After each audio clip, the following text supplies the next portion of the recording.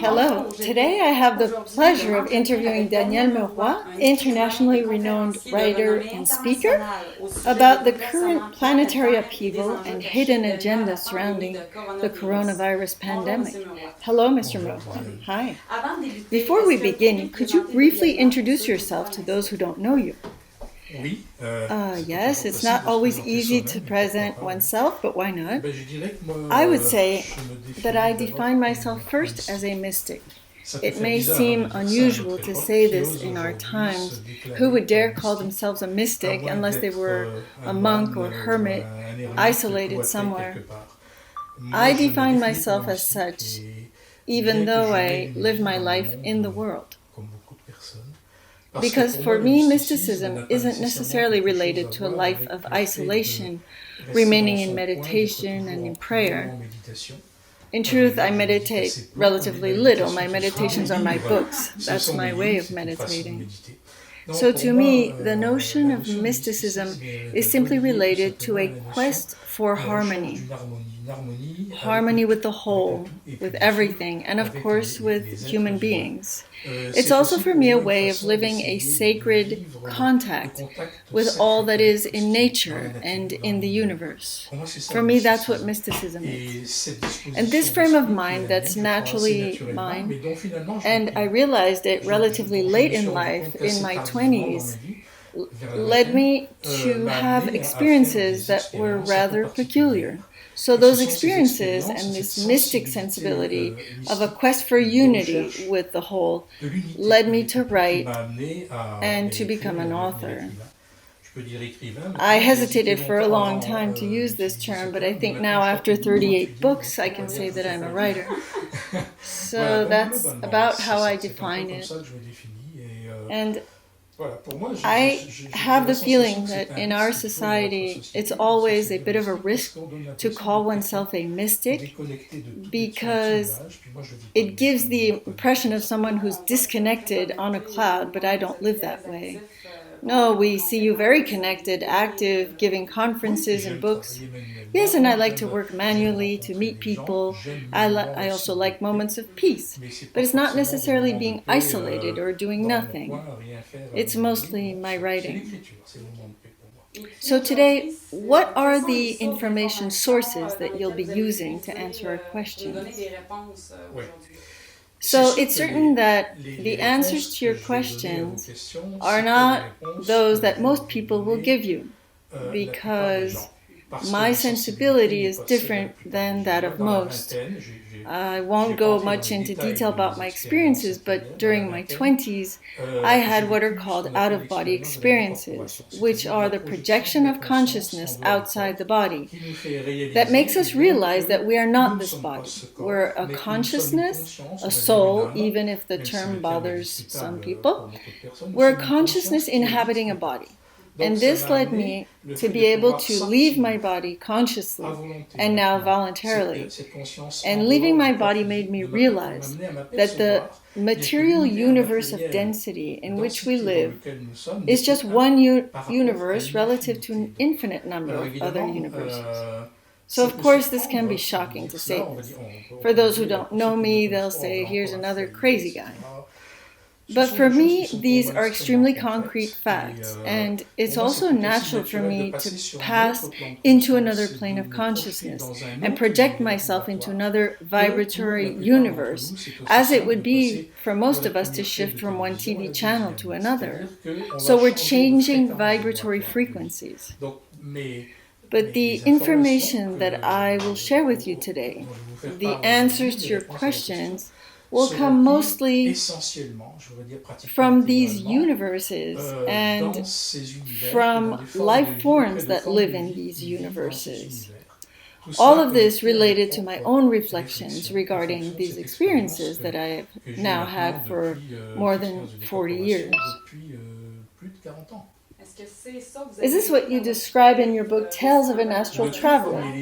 The very first book, Tales of an Astral Traveler, and also the second one, Emerald Land. Those were premises of my experience.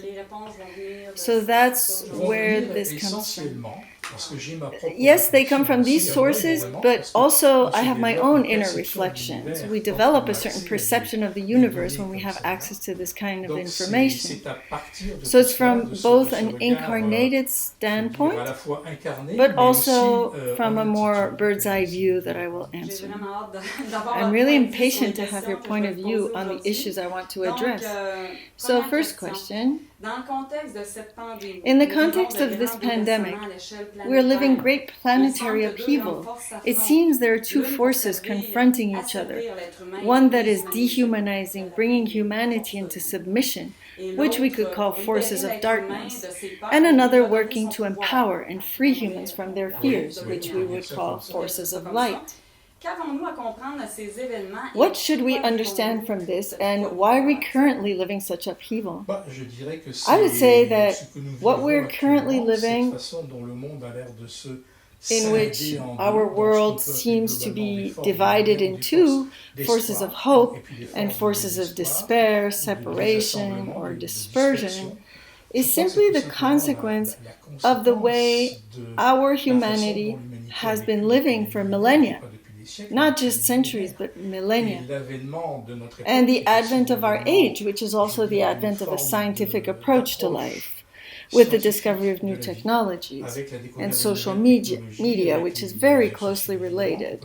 All of this is having a precipitating effect and making it all happen at once. And it forces us, within a few decades, to completely re-examine our worldview and to position ourselves for or against something, symbolically speaking. What I find disappointing, but also inevitable, is that it's rare to find those who have the capacity to elevate themselves and try to come out of this duality and inquire, what is the purpose of what we're living? Where is this going? If the purpose is to divide us, then we'll see how it ends, and it will be a bad ending. Anytime there's division, there's always been a very bad ending. But it's clear that we're also getting to the end of a cycle. So I'm not an astrologer, and I'm not an astronomer either. But suffice to look at history in the last few millennia, or what we know of the last few millennia, and how life has been evolving, how civilizations came into being and others declined. Honestly, that's all we need to look at to realize that humanity and our Earth lives through cycles. We've known this since antiquity, when we refer to the great year that would last 24,500 years. I realize, and I'm not the only one, there are cycles and subcycles. And these cycles and subcycles evolve in the cosmos following the rhythm of a pendulum. So 12,500 years ascending and 12,500 years descending. As if the life of the cosmos and everything in it were subject to a movement of inhalation and exhalation, and at times moments of apnea. So it's as if currently our entire world was at the bottom of the pendulum track and everything is accelerated. As you know, when the pendulum comes to the bottom of its trajectory, it moves quicker. And currently everything's happening very fast. And when the decline is fast, then the ascent is also rapid, pushed by the descent. So that's where we are currently in this period. So would this be the period that some people call the apocalypse? Yes. I don't think we can call it anything else. In any case, what does apocalypse mean? In Greek, it means revelation.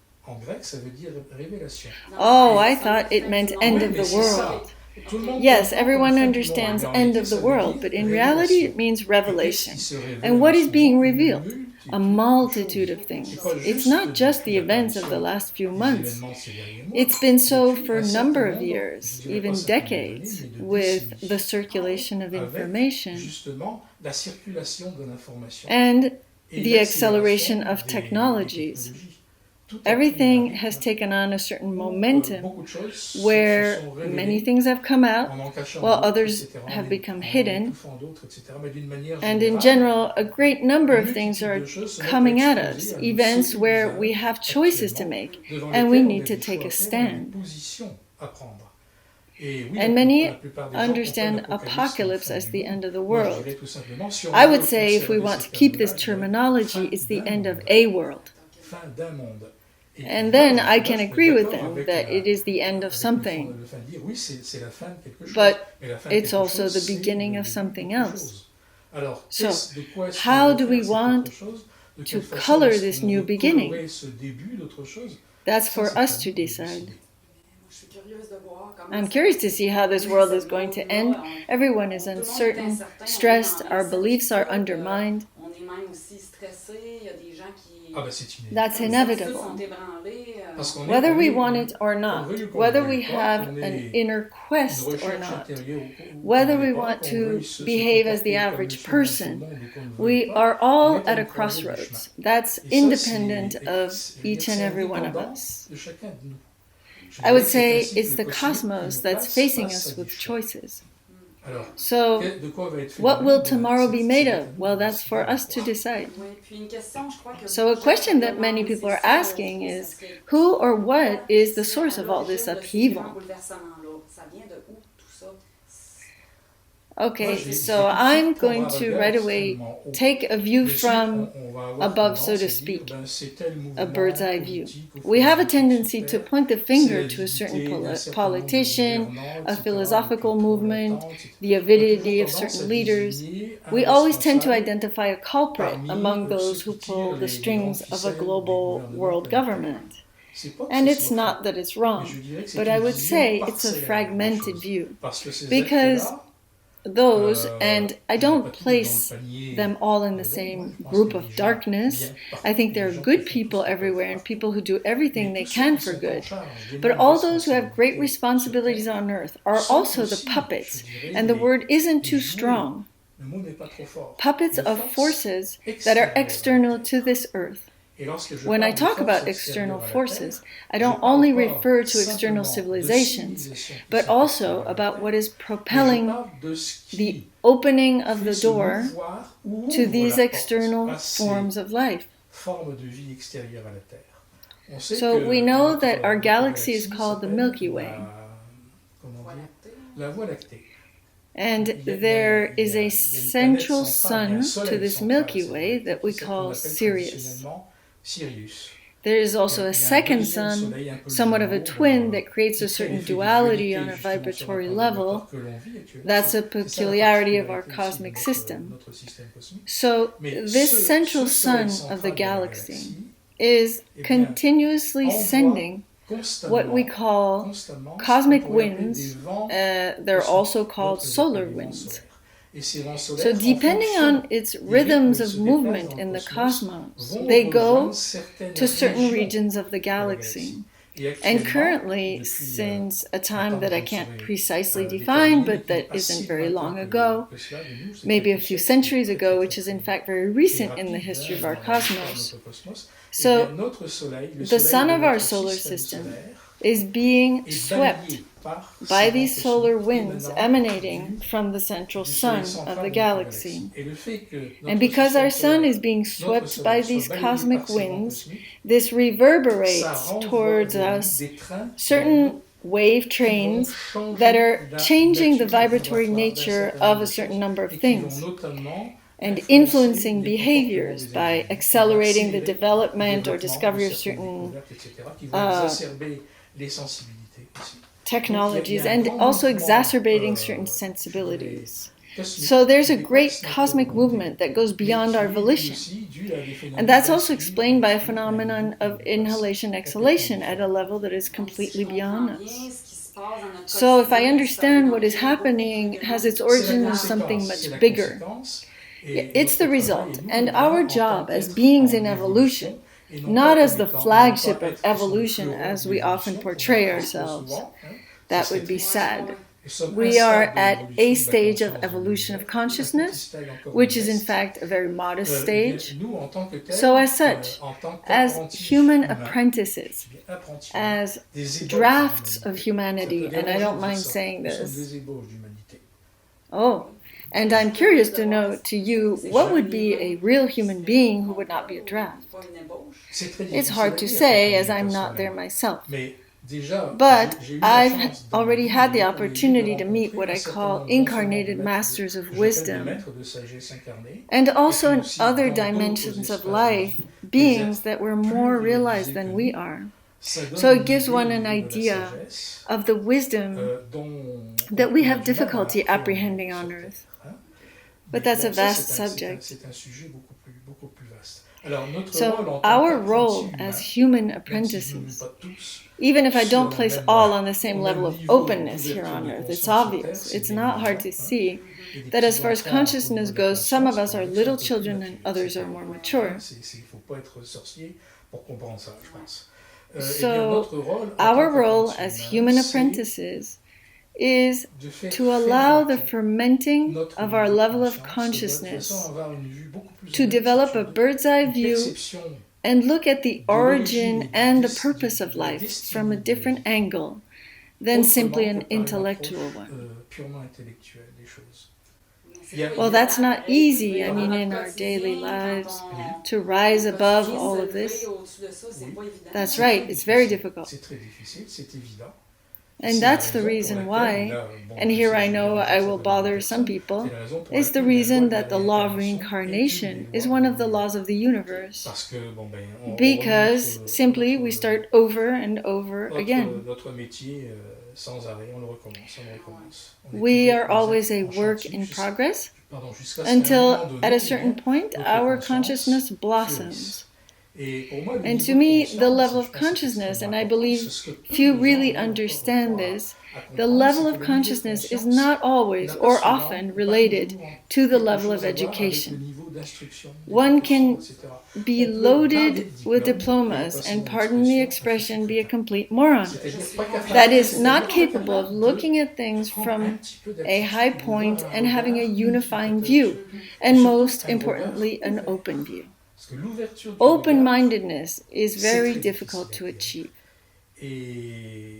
For example, one can be a great scientist and yet be entirely straitjacketed, despite a host of fashionable diplomas. One can be imprisoned in a dogma and unable to get out of a certain cage of scientific dogmas. I'm talking about scientific dogmas, but I could be talking about religious dogma. It's the exact same thing. Science is the new religion. That's why I think we have relatively few real scientists. Scientists who are not afraid to make leaps of consciousness that will pulverize certain assumptions that are deemed to be fixed and permanent. Nothing is fixed and permanent, except, I would say, the force of love. That, to me, is the great law of the universe. People will say, well, the great force of love, we don't see too much of it. It's true, but it's not because we don't see it that it isn't there. In general, when we see lots of darkness, it's because there's also lots of light coming. It's true that currently we have difficulty finding love around us. We feel imprisoned, we feel in a dictatorship. Absolutely. It's a challenge. I wonder how we are supposed to position ourselves. And this brings me to my next question. We see mainly two narratives. First, that of fear of a virus, that of division, and then also another that attempts to empower human beings. And I wonder what makes that people choose one narrative rather than another.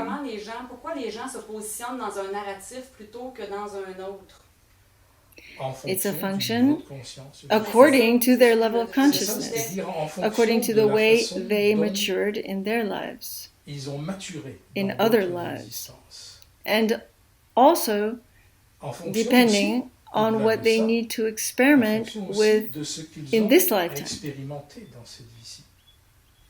You don't think it would be a good opportunity for us to raise our consciousness? We are currently living is a test in which each one of us is faced with their own view of life, their view of others, their fears, their strengths. Are we conditioned to the point of accepting everything that we're told? Or do we keep enough judgment and critical thinking to say, wait a minute, I take a step back and I don't necessarily take in everything I'm told. That's where we are. This pandemic, this epidemic, is primarily a test in relation to other tests that are already being prepared. An evolutionary test. I would say that the forces of dissolution, let's call them that this way, on Earth, but not only on Earth, are studying in detail how we are reacting individually and collectively, as people, as nations, etc. And there are certain energetic markers that are being recorded. Markers, you mean? I mean vibrational markers of hotbeds of submission and hotbeds of rebellion. And how about Quebec? How do you see things here? Well, what's surprising is that normally Quebec is vibrationally known as a hotbed of submission. Really? But now we see that in this hotbed of submission, for the past 2 to 3 months, there's currently a hotbed of rebellion. And that doesn't go unnoticed among those who are observing us and who are pulling the ropes on a planetary level. So, who are you talking about when you speak of those who are watching us? We'll get back to that. And for them, it's something that's worrisome because it's a hotbed of rebellion that was completely unexpected. I was reading yesterday in the news, it appears that there are about 25% of the population of Quebec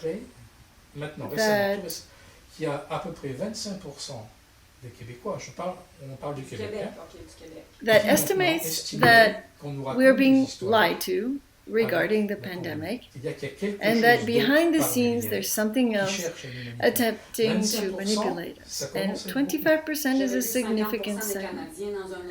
I read 50% of Canadians in another poll. Perhaps what I was getting at here is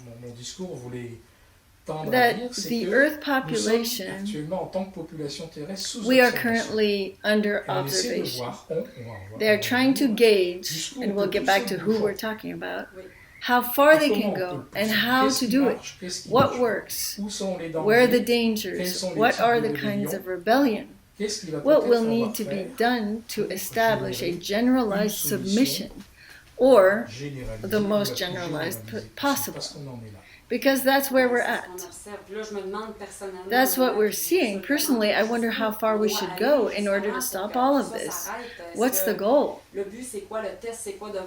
What if the sanitary measures are pushed to the extreme?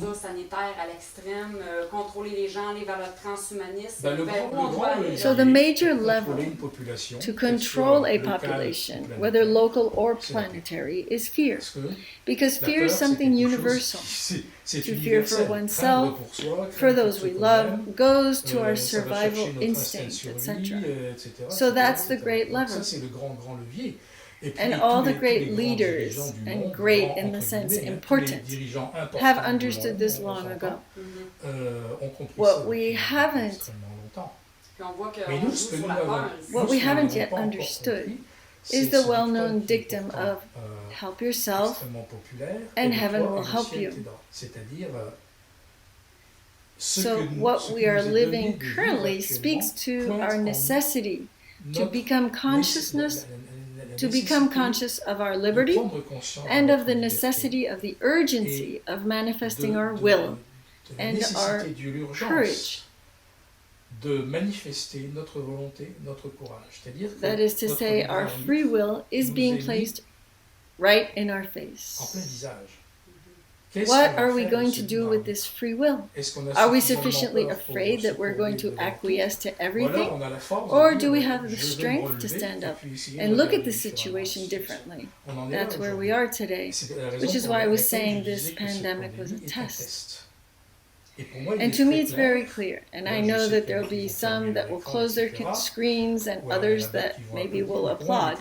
For me it's clear that this coronavirus was voluntarily prepared in a laboratory and that it was distilled among us, not in one place, but in several places, in a very precise way, to serve as an experiment, to see how far we would go into submission.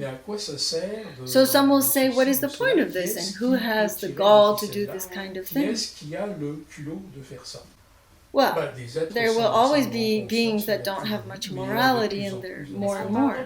Are we talking about a small minority of multimillionaires? Yes, of course, but not just them, because there are many relays. There are beings who are still children in terms of consciousness, who are easily manipulated. There are some here in Quebec that have great responsibilities and are puppets of forces completely beyond them. And they're not even necessarily conscious, and I don't cite anyone, but there's some in every country who are more or less conscious accomplices. And what's really strange, and I really don't want to be dualistic, saying that they're rich, hidden somewhere, and then the little people like us who are the victims. That's not at all my perspective. But I'm going to backtrack a bit. What surprises me in our society is that for decades now, we've been talking about globalization in business, at the government level. Everything is in common, commerce is globalized, relations between peoples. And so globalization is a natural evolution. But as soon as we talk about a global government or a secret government, then, oh my God, what have we said? But in reality, we're talking about the exact same thing. It's just a matter of words. One is politically correct for the media, while the other turns us into conspiracy theorists. But who's conspiring in reality? That's what my question is. Who would be the source of this? If we talk about what's closer to Earth, can you give us some more human references? So now I'm going to delve even deeper into notions that are increasingly heretical, notions that are not recognized and for which one is called crazy. The Earth is an extraordinary planet, and as such, it's also a learning planet.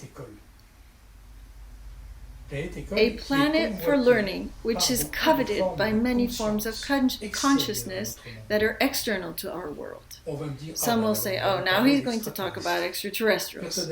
Personally, I don't want to talk about this because it suggests Martians and little green beings. That's not part of my vocabulary. What I'm talking about are forms of consciousness and forms of life that are external to the Earth. And one day we're going to need to recognize this. It's as if today we were safe in our little village and we didn't want to look above the fence that protects our little village. So these forces that covet the Earth have been incarnating progressively for millennia now in our world. And they place, I would say, they place pawns little by little. They borrow human bodies, etc. But with consciences that are very different from humanity. So by placing these pawns, this has generated for millennia an underground network that has now begun to emerge with the opening of certain vibrational doors that we talked about earlier. This is beginning suddenly to emerge. also with the advent of new technologies, which are far more effective than before for taking certain control. So some will say, take control, but why? Wouldn't it be easier to land on Earth with a galactic army? It's much more subtle than that, much more subtle. Is there a question of free will in all of this? That's exactly it. There's a question of free will, and those beings aren't completely in control. There is, whether we like it or not, whether it appears to be science fiction, I don't care what people think, there's a galactic fraternity, which is, I would say, the cosmic arbiter of all this, and that lets these forces act as a function depending on what humans need to learn and need to develop in the use of free will. And it can go very far. In the Bible, those beings are called the Elohim. Those beings respect the law of non-intervention in the development of people they have under their care. And non-intervention can also go up to a certain point. And could their non-intervention go as far as the explosion of the planet or the destruction of humanity? It could go so far, but it will not, because those beings would intervene, simply. I know we went very far, and I must have lost many people and made many computers close, and that's okay. I do not speak to convince, and I would like this to be very clear, because we can convince no one of anything. We can only run out of breath doing it. I have lived certain experiences, I continue to live them. I've known many states of consciousness, and it led me to write 38 books, like I said. I expose what seems important to me in my experience, what I observe almost on a daily basis from a non-physical eye, and yet linked to the physical. So all I do is plant seeds. If I'm told you're nuts, then okay, I'm a nut according to your order of things. But he who can do something with the seeds that I'm sowing will do something. I'm not like someone who will try to convert anyone to a religion. That's really not my thing. So if we're not afraid of pushing some mental barriers, then I can speak and what I'm trying to do. So what do you think is going to happen to humanity? Do you have an idea? How is this test going to end? I cannot pronounce myself about this. It can become extremely dramatic, just like it can turn around. It all depends on our free will, and that's why so many things are currently being studied.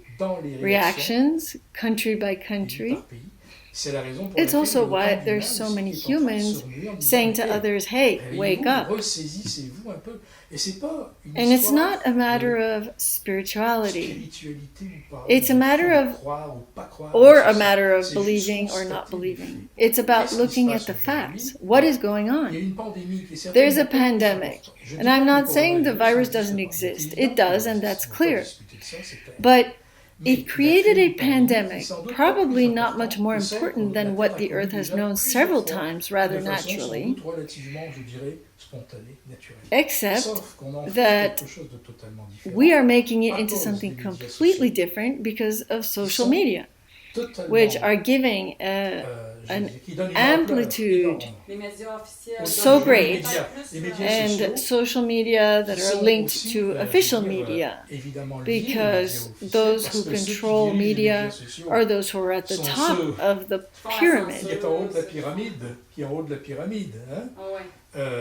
So they also pull the strings of the large media networks to totally blow out of proportion this pandemic and to cultivate fear and engender destruction officially to a degree much greater than it would at all levels. Economic, health, psychologically, morally. It's literally life that is being assassinated currently. We're going to put life on standby, and the one who doesn't want to be placed on standby is simply a conspiracy theorist. And that's the greatest sin. In the old days, the greatest sin was to be an anti-Semite. That was serious. Today, the greatest sin is to be a conspiracy theorist. It goes beyond everything. c'est d'être complotiste. Ça efface tout le reste. Personally, I find it has reached an incredible level when we see that entire groups of doctors in various countries are censored and treated as conspiracy theorists. Voilà. Il suffit Exactly. de ne pas être Suffice it that avec ce que you not nous agree dit with what a l'écriture minority that qui pulls the sait strings avec has l'écriture qu'il fallait decreed, croire, et tout de and suite, immediately one becomes a conspiracy c'est-à-dire, theorist, il y a une pensée which means there à is a laquelle il faut single de plus en thought plus that one must adhérer. adhere to, Et more si and c'est pas more, ça, ben, and il if faut not, we're aller far partir dans gone. des errances And this possibles. makes Il that faut we're des people gens that qu'il need faut to be mettre un peu pushed à l'écart, aside, et qu'un jour, and that maybe peut-être, one day faudra will un need peu to be enfermer, incarcerated or totalement. completely Alors, silenced. ce genre de test So this vise, kind of test bien sûr, has the purpose of empêcher, silencing à debate. étouffer les réflexions. Il y There's une a part part d'eugénisme là-dedans, of évidemment. eugenics in there as well. Eugenics, Eugenics being the reduction of the Vous la population. population That's right. âgée ou The reduction of qui the elderly dépend de population quelque or chose. those who are Ça, c'est dependent on various things. Et That's appauvrir, very clear. And évidemment, also parce to que impoverish.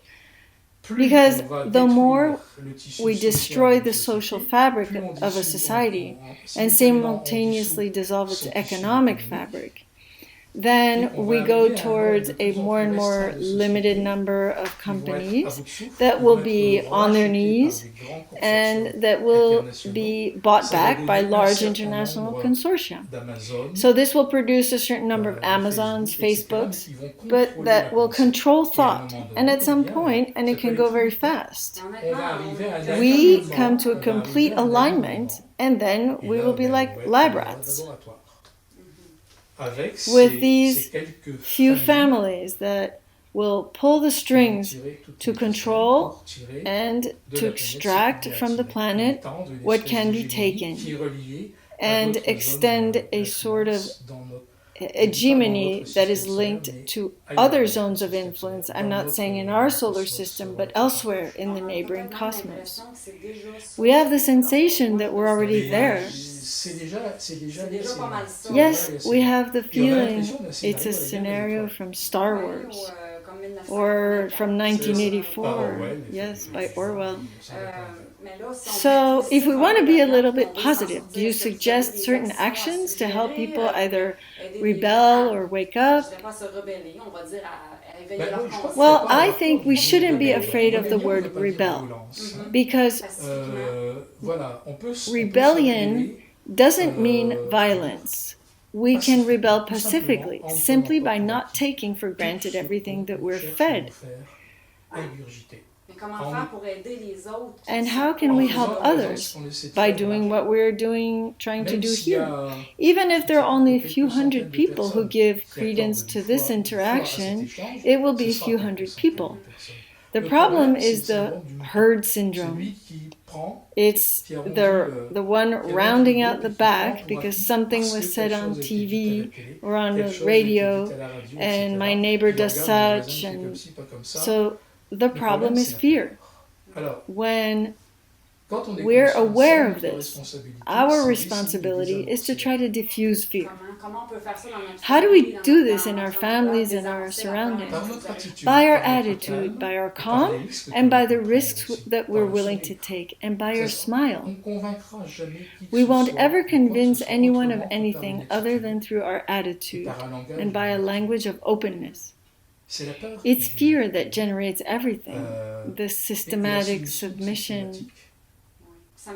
And this reminds me of something we hear quite often today. We hear, well, let the darkness do its work and have faith in the light. And it gives me the impression that we're asked to be passive. That's right, it's an invitation to be passive, and that's really very serious.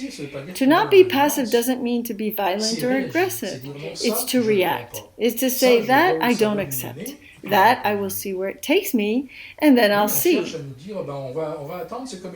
We're told to be patient, as if there were a sort of storm that would pass. But it's not that simple in the times we're living. These are times of revelation. So for you to react on a day-to-day basis in our families, what does that look like? Do we denounce? Do we get involved? I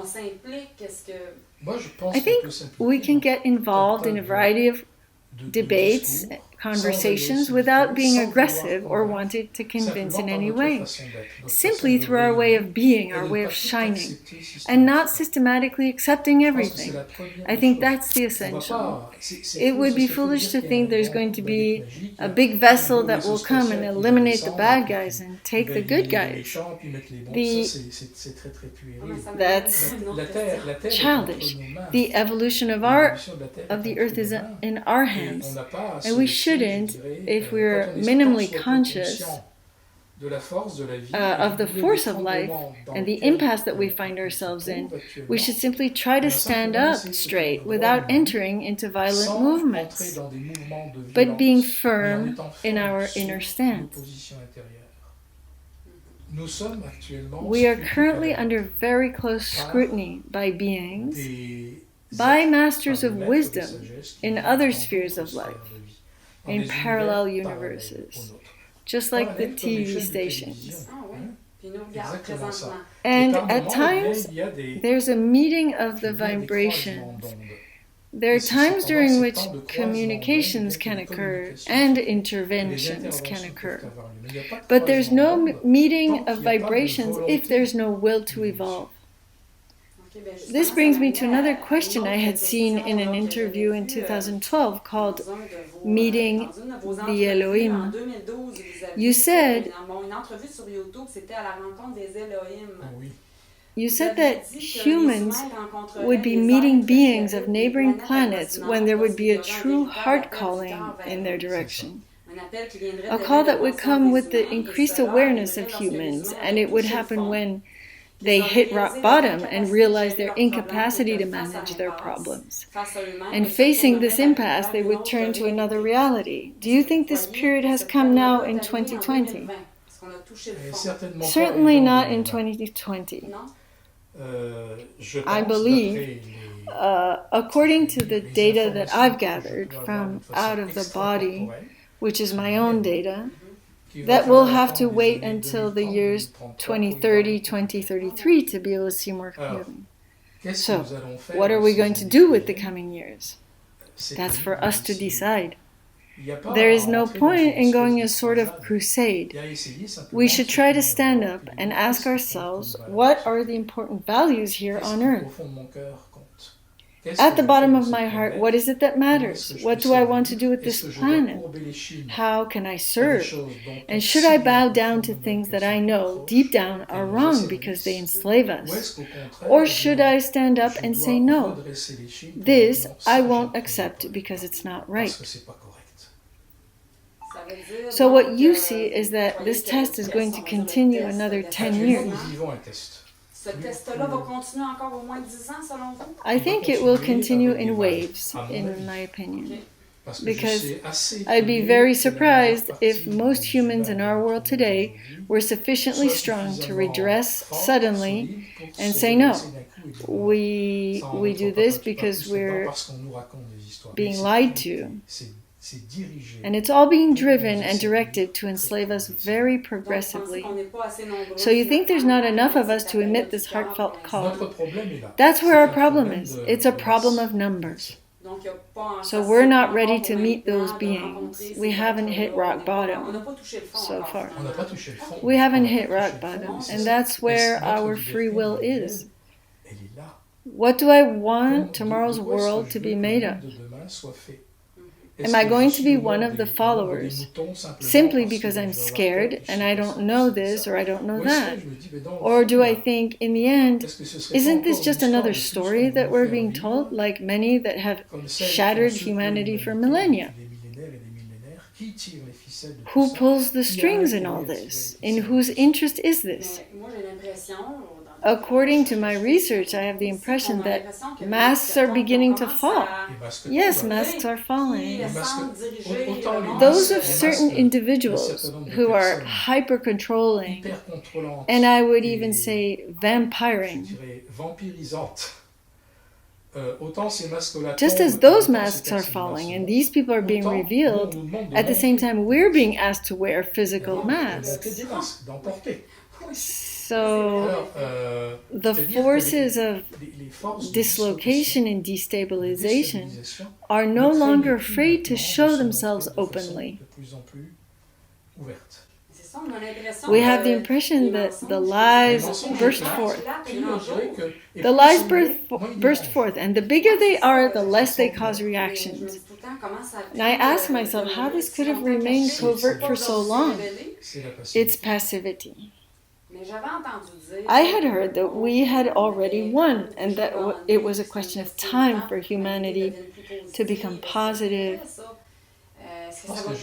I don't believe anything is ever won. I don't believe at this stage that anything is acquired. That there are beautiful seeds that are emerging, yes. And there's a need for more of these. But to say, well, the light always succeeds, well, ultimately, perhaps, the central light does win. But there are forms of light that, as incarnated beings, we are responsible for. Free will isn't just a word. We are facing forces of dislocation. Are we going to enter into their game, or are we going to stand up? So when we become conscious of all of this, there's lots of people who are getting depressed with seeing that there are forces taking over humanity, taking us into fear. What can we do to be positive and not fall into this depression? After all, 10 years is going to be a long time. There's no recipe, and we should expect, and there's no point in hiding it, hard times in the next 10 to 12 years. We're not going to tell stories. But it's a period of humanity in which we need to affirm ourselves as beings of the heart. Because it's only the heart force that will get us out of this. The forces of dislocation, or whatever you choose to call them, if there's something that holds them up, it's the heart force. In order to be in the heart force, as you say, what can we do practically to stay in the heart force?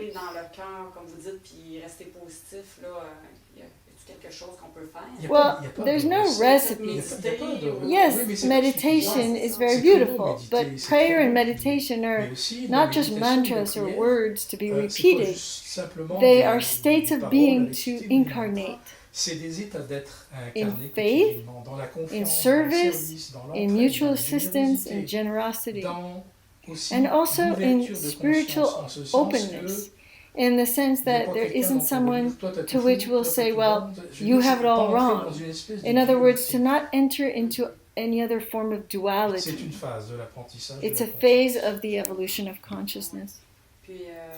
And I had another question for you related to this. What do you think of Einstein's saying? The world won't be destroyed by those who do evil, but by those who watch it without doing anything about it. That's exactly it. This saying is really charged with meaning. He's known always for his scientific discoveries, but many of his thoughts have lots of intrinsic value. So, to watch without acting, what does it mean? It means to follow the one who's strongest and the one who instills fear in us and tells us to submit. So if we hear something that bothers us, we pretend we don't hear it. We think, oh, I don't want to talk about that. In my family, we don't think that way. If I say that, what will I look like? There's no point in entering into a rhetoric where we need to demonstrate, because that's like a ping pong game where in the end we don't move. It's to induce a reflection, and by our way of being, to try to rise above. This may seem pretentious, but it's really about not allowing ourselves to get stuck by drivers of duality. Because what we see as the darkness also has its function. There's no light without darkness. We have to know to which side we want to push the lever. Above the darkness and above what we see as light, there's a force that is neither darkness nor light, because it projects no shadow. You're talking about the source. I'm talking about the source. And some will say, oh, now he's going to talk to us about God. No, I won't talk about God, because to me, the concept has been completely misused. We see a kind of old man in the clouds or a power that will decide for us. No, I'm talking about a collective field of consciousness that comes from time immemorial and to which we all participate, and of which we are the extension. That's a quick caricature. But if people learn they've been lied to as time goes by, how are people going to react when there will be many revelations? We can't really predict these things. That's why we need to sow seeds of hope. Where that nobody says, I know what's going to happen, how it's all going to unfold, in such year this will happen, in this year the extraterrestrials will be there. There's no point in saying such things. I think what we need to do is to give food for thought, so that those who have a tendency to submit and be afraid be given little sparks of hope and seeds of thought. The problem is submission. It's not the fact of saying, I know this or I know that. Nobody knows exactly. There are consciousness spaces and forms of truth that we're not capable of penetrating in our universe. We have to have the humility of recognizing this. The problem is bowing down. And what very few people are realizing is that we're in the middle of entering into a dictatorship in each of the countries in which we are living, and also on a planetary level. It's going to happen progressively, but very firmly. We can't think anything else when we see how everything is being put into place today. Are all our leaders aware of this? I would say they're not all at the same level of awareness. They're not all informed in the same fashion. There are leaders who participate very actively in all this. Others are undergoing passively or are being blackmailed. And some don't know what else to do. What's clear is that we're directed toward a state of world dictatorship. And what to do regarding this fact? First, become aware of it. So I'm a non-violent person, as you know, and there's civil disobedience, and I think this is something very important that we can go very far with. We should not forget it's a very small minority of individuals who are trying to control us. In reality, the strength is on our side, not on their side. It's always like this. It's the majority who are afraid of reacting. Let's become aware of this, and well, I will be among those who won't miss a single opportunity to disobey, civically speaking, even if I have to go through the prison gates. We have to know what we want. We have to react today. It's now or never. Are you encouraged when you see people around the world? Do you think the seeds sown are bearing fruit? There are more and more seeds that are bearing fruit. I'm certain of this. Except that there are still too many who fear others' opinions about the kinds of thoughts they're opening up to. Because there's public opinion, because there's the social fabric that is suffocating. If they knew I was interested in such and such, what would they think?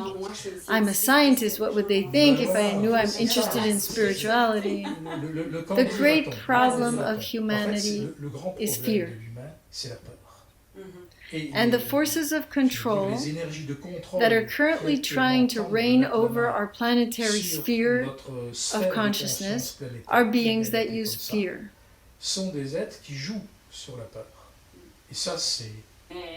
Can we say that the earth has always been subject to fear-mongering? When we look at the history of the earth, we see so much suffering and violence with slavery and so on. It's a planet of learning. We hear about networks of pedophilic criminality. There's a multitude of things.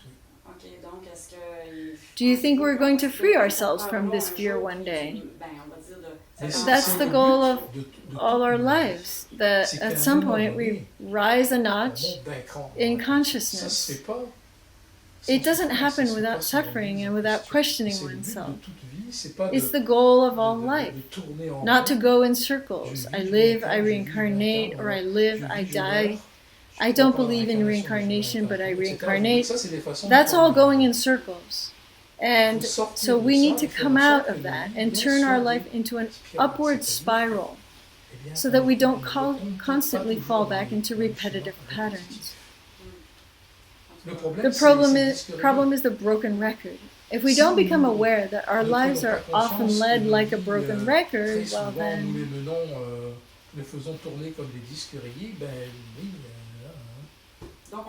So right now we would have a great opportunity. This moment in history is an extraordinary opportunity to make what I would say a quantum leap at the level of consciousness. So let's hope that people will take this advice and come out of these repetitive patterns of fear and violence.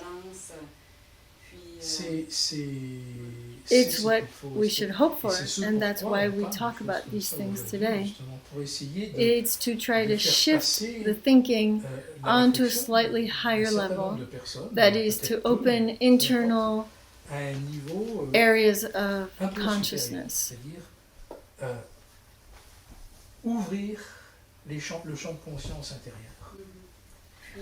We're coming to the end of this interview. Do you have a final comment to make and a message you would like to deliver to people regarding this planetary upheaval? Well, there could be many. I think that each one of us should live their individual freedom and liberty. That is, to try to refrain as much as possible from complying with common public opinion and eating humble pie. That's not easy. It's extremely difficult. And to be aware that what we're currently living is a test for the evolution of our consciousness. So, how do we want to pass this test? On all fours? Or having the courage to say, okay, here's this, but does this need to make me forego all my values? That's the question. Who am I really? Someone who can be enslaved, or someone who wants to make something of their life?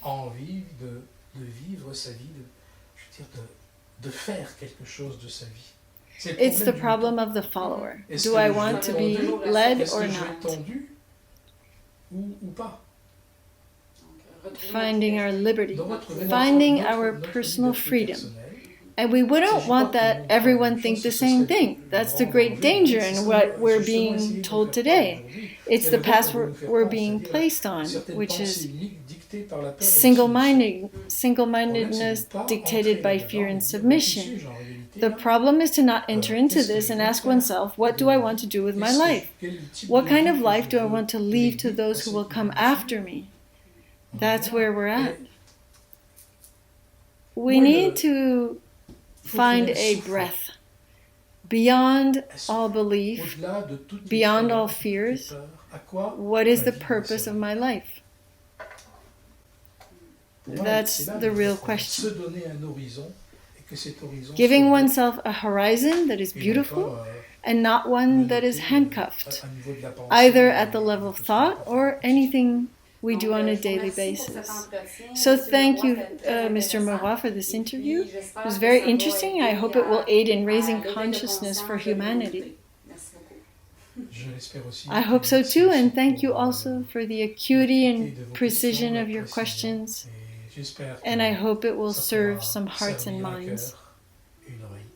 Thank you. Merci.